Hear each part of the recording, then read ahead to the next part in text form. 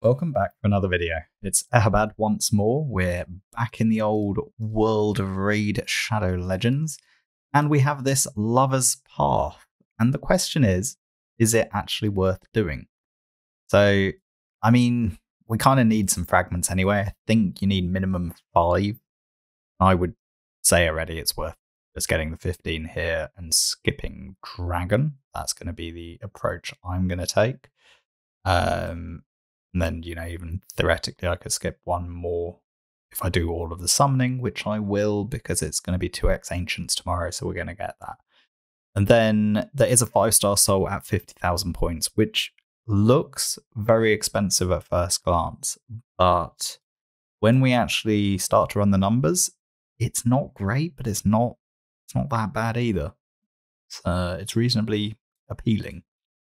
So there's a couple of things that are interesting to note. One, we have champion training and dungeon divers combined, and when we're doing campaign, it's reasonably efficient for dungeon divers campaign. It's never been that bad. It's kind of like surprisingly good because you get a lot of the rank 3 to 5 common and uncommon, and yes, the points per item, they're not great, but it's only 8 energy per run.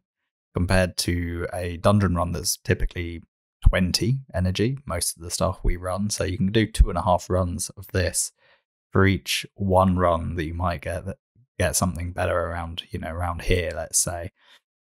And actually, it's not that much worse. Like, it is worse, but it's not that much worse. And because we're getting a lot of champion training points coming from the energy efficiency you get in campaign in terms of getting champions leveled up, the combination actually works quite well.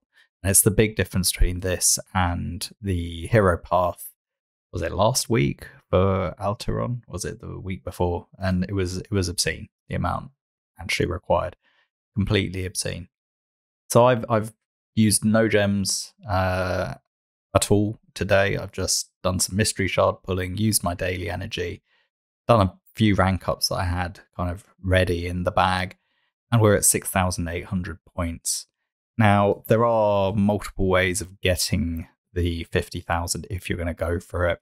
I think the shortest path is 94,000. The path that gives me things that I would prefer, particularly the legendary book here, the whatever it's called, Immortal Soulstone here, the Primal Shard here, basically, and actually these two here. I don't care about the keys because, to be honest, I don't have Yumiko, I don't have Cardiel, I don't have any of these champions. I'm not massively fussed about the keys, but that said, they're quite cheap, really. If you had those champions, or if you thought you might get them. I do have what is it, Cupidus. It's only 2-star, which is kind of disappointing, but it's not too bad for an attack-based champion. You get 750 attack these days, which is actually quite good. So maybe I should pick up a key along the way, in which case I think I'd probably pick up the keys here and forego the Primal Shard. Tricky. I much prefer the Primal to the 5 Dust. I don't think the 5 Dust are really worth it. If I wanted a couple of keys, where's the best place to pick them up? Here, I'd massively prefer the Immortal Shard to a Chaos Ore. I might just do an extra 1,000 and just pick up a key, and then try and pick up the Cupidus soul here. I mean, these are pretty good value, actually, to be honest. But anyway, we can always consider that. There's multiple days, so we can come back to this. Although I'm away from Saturday night, so I kind of lose a day, which is not great for me. Definitely not. But let's jump over to the spreadsheet I've made, which is kind of a bit over the top in many ways, shape, or form. So let's just talk through it. Here's the amount of experience required to rank up a champion to max level at each tier. Here's the experience you get per stage of normal, hard, brutal 12-3. I didn't bother doing Nightmare, although I know it is slightly more energy efficient for experience. And it might have been interesting to do it. Here's my leveling strategy where I maximize. Basically, you get 9 levels when you max a level 1 to level 10, or you get 19. You gain 19 levels to do a 2-star, 29, 39, 49. The approach I would take would be 3 brutal 12-3, although you do have a bit of spillage. I know there are better ways. I think you can actually do 2 nightmare 12-3 or something, or 12-6 is normally what people do. So let me just update that. But like I said, I haven't actually done any of the. I haven't used any of the nightmare numbers. This was enough work as it was. I do 9 brutal 12-3 plus 1 normal 12-3 for 2-star food, 23 and 1 for 3-star. When I'm in a rush, if I had time, I'd probably leave things in the pit as I used to, but I don't have the time anymore. For 4-star, if you want to take them all the way through campaign, it's 52 runs. 5-star, 111 runs, and then a single 12-3. Actually get very, very little slippage, or spillage rather, on the 2-star and 5-star. 1-star is the worst one, so it's not really worth it. You could go down the approach of not ranking these up at all and actually using brews. So you could do 1 brew and 3 commons. That's definitely a viable approach, and it will actually save you a bit of time. That said, if we actually look at the energy efficiency of how many points you're going to pick up, so here we go, got like the number of levels you gain plus, times by the points per level over here. And I then kind of normalize this for the amount of energy required. Obviously, this energy does 3 champions, so you got this times 3 here. You can see the most energy efficiency is actually in leveling up rank 1 and rank 2 champions. And then, surprisingly enough, actually rank 5 beats out rank 3. Rank 3 is the worst return for points per energy in this hero path, which is kind of surprising. I didn't see that one coming.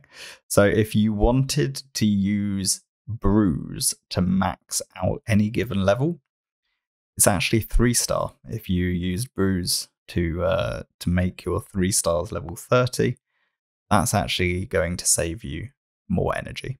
So it's an interesting little tidbit there.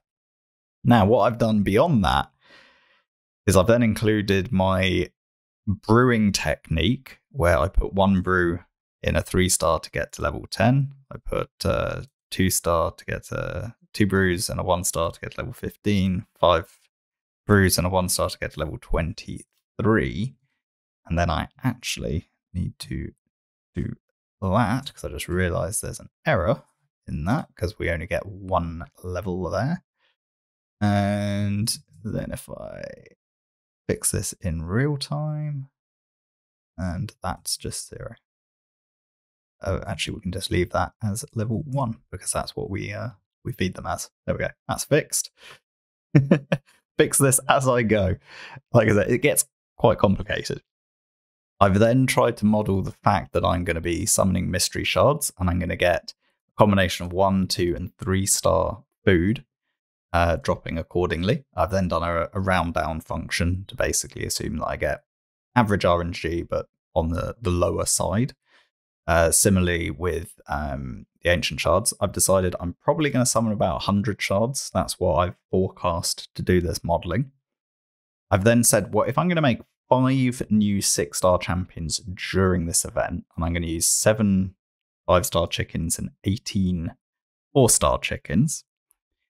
If I use 7 5-star chickens, I need to make 18 5-star food. If I need to make 18 5-star food, I need... Have I done this right? Yep. I need 90 4-star champions, of which 18 need to be max level. Now, of that 90, if I'm using 18 chickens, I need to make 72. So this is where it all gets kind of quite complicated, and I'm probably going to find that I've made some more errors as I go along here. We get the food there. Food levels is That's fine. Rank levels. That's max levels. Yeah, that's right. Then the number that I make minus the number that I'm maximum. Yep, that's actually the correct number that I'm going to be fooding up because the chickens are worth no food levels. So you can see it gets pretty complicated pretty quickly. And I'm getting distracted. Anyway, so yeah, we've modeled chickens, shards that are coming from both mystery and ancient. I've then also added in the amount of 3-star and 2-star food I'm going to get from campaign and factored that back in to the numbers of 3 and 2-star food I'm going to need to make. So you can see in this scenario, I'm actually going to generate a lot of 3-star food between the ancient shards. The mystery shards only a few, but campaign I'm actually going to pick up a lot because I'm just doing so many runs. To do this 102,000 points, which actually I'm now fractionally below, so I'll probably have to tweak some numbers. To get 102,000 points that I want to do, I basically end up doing 4,000 12-3 runs. I haven't included the normal 12-3 in these calculations. I probably should, but I just couldn't be bothered. To be honest, it got to the point I was like, I just can't. I can't do it. But I probably should have then added the 12-3 runs in as well. Maybe let's just do that now. Oh, what is it like? What are you guys like? So we end up with that. And then what is the situation with that? Oh, well, I'm just going to add half of that in. That'll do. Cool. Okay, it doesn't massively change stuff. Tiny bit, but not too much. I know I've slightly overestimated, therefore, the amount of artifact enhancement, not dungeon divers I'll get from that. But anyway, stay with me. It gets very complicated. And then here you've got a breakdown of the amount of points you'll get. So if we're doing all these runs, making all these max levels, and then making, the food using the food we need. These are the brews from the brewing technique. This is the total amount of energy we would need. Now, I've purposefully not included the energy it would take for me to level up the 5 stars, 5-star 50s that I'm going to make into 6 stars. I'm assuming I've already done that because I basically have. And it really gets messy if you start adding some of those in. But, let's just say if we added one in, you can see it actually reduces the, it makes our energy efficiency worse, but never mind. in this instance. Yeah, where was I? Okay, so here's the hero path, and doing all of that work will actually give us 58,000 points from that 4,100 runs. And we'll pick up the remaining points from the dungeon divers, where we'll get 43,609. And this is coming from here, where we're basically getting an average from this of 14.66 when an artifact drops, and an artifact drops 72% of the time. So when you apply the 72%, it basically gets to 10 point something. What's it? 10 point. If we do that and then we times that by here, you get 10.55. And then that is being multiplied by the number of runs to give us the amount of dungeon divers that we're going to get. And then here we're actually seeing how many mystery shards we're going to bring in by doing those runs, which is well in excess of the number of mystery shards we're going to pull. And we can see how many 2 and 3 star food we should get at a 6% and a 2% drop respectively, of which we're using most of them back into our calculations here, but slightly less. So we'll probably end up with a slight surplus. And you can see that in the end, we're not actually summoning that many mysteries, and we'll actually end up with quite an excess number of mysteries. So we'll generate 826, will consume 255. The majority of those consumptions are actually coming from using commons in the rank up here. Yeah, that's kind of it, really. And then in terms of the amount of energy required to do all this, given the chickens, the shards, the dungeon diver, all the rest of it, all being factored back into this like real world scenario, is about 9,614. So obviously using the chickens has brought this down. If I take these out, for instance, you can see our energy efficiency is considerably worse at 10,500 versus 9,600 when we're using the chickens. So it is, you are gaining slight efficiency by having those chickens, but we are consuming quite a lot of them. And obviously, if we didn't have chickens, we'd actually clearly be generating far too many points. So we'd then have to really drop this down, probably make like 3 6-star champions from scratch instead, is essentially what we'd end up with. And you can see actually the total energy is not that different. So it's kind of one of those things.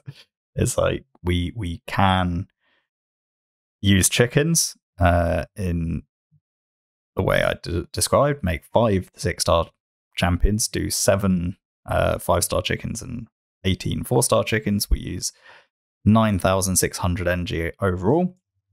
But then if we delete that and just make the 3 6-star chickens, if we're doing it more from scratch, we will have to summon a few more mystery shards if we do this. Let's just up that to 300. You can see we end up at 9,900 energy. So it's kind of like there's a lot of things that impact one another. So obviously how you exactly structure it's going to change your energy, but realistically you can think of it somewhere between 9,500 and probably 11,500 depending on what you do, because there's certain things you'll be more or less efficient depending on how you're structuring it. And you get about 920 energy a day from playing the game, excluding, you'll use some energy potentially if you're forced to run like 3 dungeon events, stages rather, in a day to complete the quests. You might waste some there, you might do Iron Twins. But essentially, if you assume you get, I think it's 1 energy every 3 minutes, 24 hours a day, you get like 480 energy in tick. Then you get 3 full energy refills, if I remember correctly, plus an extra 50. So I think it ends up being about 920 energy a day. I'm not including any additional source of energy, such as Artifact Enhancement Event or Champion Chase, anything like that, where you could get some extra energy, maybe an arena tournament, tag team, Curse City, Doom Tower. All of these things you can, in theory, get extra energy from. But, I'll assume you don't have any of those available, in which case, 4 days, the shortfall is about 6,000 energy. It's going to cost about 1,800 gems. So I'd hope to get that down a bit by finding some other sources of energy. Interestingly enough, using the same modeling, if there was a 14,000 point champion training, I end up with a shortfall of about 700 gems, about 2,300 energy. So it's just an interesting comparison. And I don't think I ever normally spend 700 gems to do it. So I feel like there's some additional feedback loop that you get. But because this is overlapping with the dungeon divers, it actually is quite efficient. And obviously, if you were lucky enough to still have your 1,000 energy from Clan Shop, then that would go a long way at reducing the amount of energy shortfall. So yeah, that's kind of it. That is where we are, and I am going to crack on. In terms of the path, I will take the 35 gems, so we can actually just start by doing that. I would favour the rank 1 Mortal Soul. Then here, I would favour probably the mythical charm. I don't think the lesser oil is really necessary anymore. We pick up more of that than we need, so I would just favor the mythical charm. Then here I want to go down the left hand side, pick up the fragments, pick up the book, pick up the shard, pick up the dust, pick up the shard, pick up the fragments, pick up the book, pick up the soul. That's going to be the plan. And yeah, let me know what you think. Please share in the comments what your thoughts are. I will update the spreadsheet in my my Google Drive with this extra work that I've done. So please download a copy and take a look for yourself. Anyway, as always, thanks for watching, and I'll catch you in the next one. Bye for now.